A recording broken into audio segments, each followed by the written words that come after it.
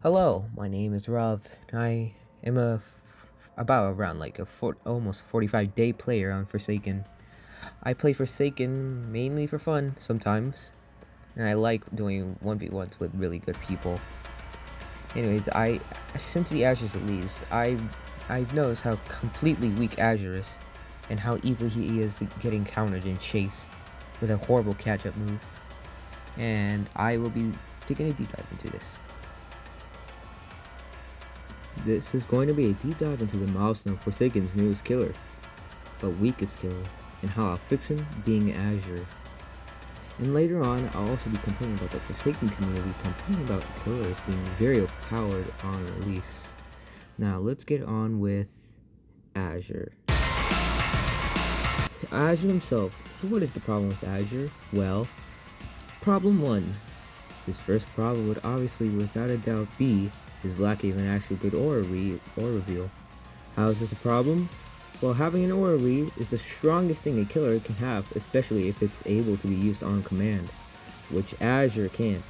Azure's aura reveal can be gone from both Atropa and his plants in general.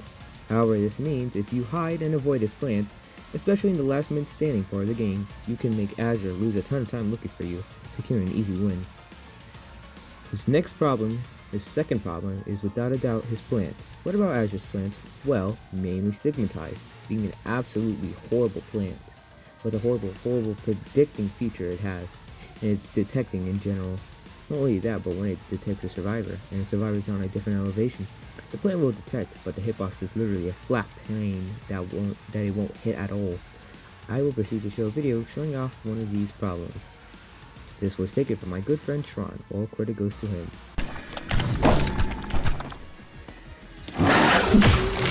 Where is that plant going? Where is that plant going? The plant's a moron.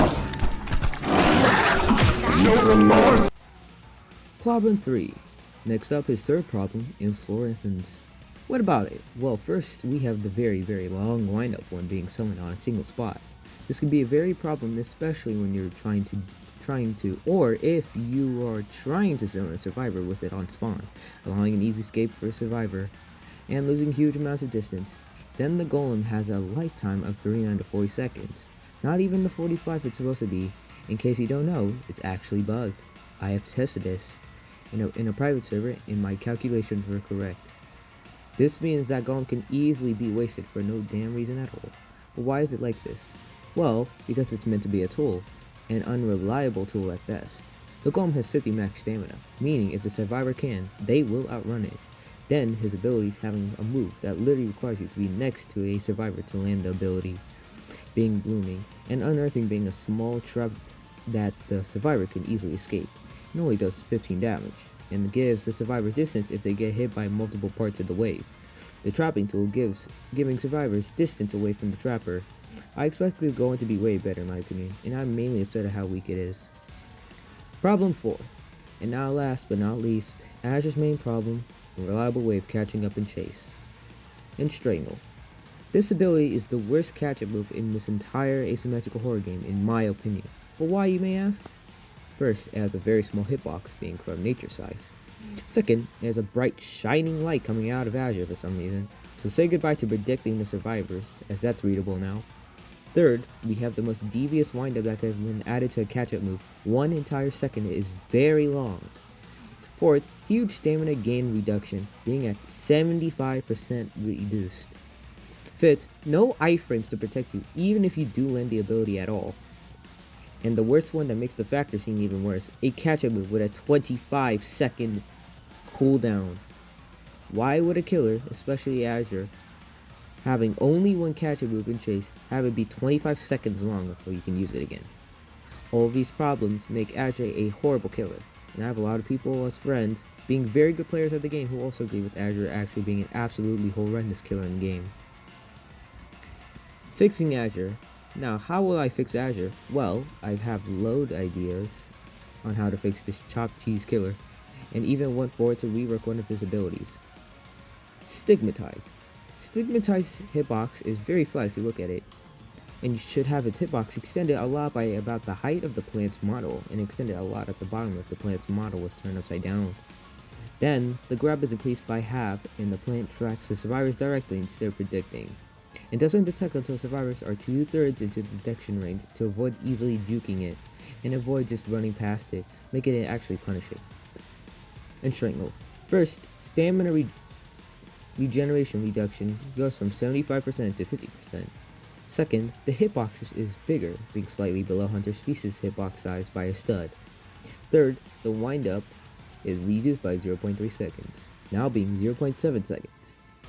Fourth and finally, Azure has full iframes during the entire landing a grab process and ends just 1 second after the end lag finishes to prevent any immediate end lag camping.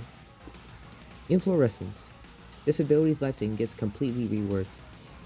Oblation gain gets nerfed a bit, to the point that you just need a bit of oblation after 2 or 3 kills depending on how much oblation you are getting. Golem now has 35 seconds of lifetime, but can regenerate its lifetime when unused, but not regularly. You need to gain oblation with the second version of the oblation you are, having it fill with yellow instead of pink to resemble the golem's face. You don't gain oblation during golem. Now has an aura reveal. When using golem, 4 seconds will pass and all survivors will blink in yellow, with it getting darker the more trope a survivor has.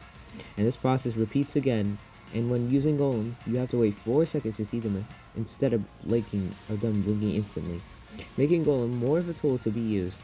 Golem normally disappearing results all progress as punishment. Blooming.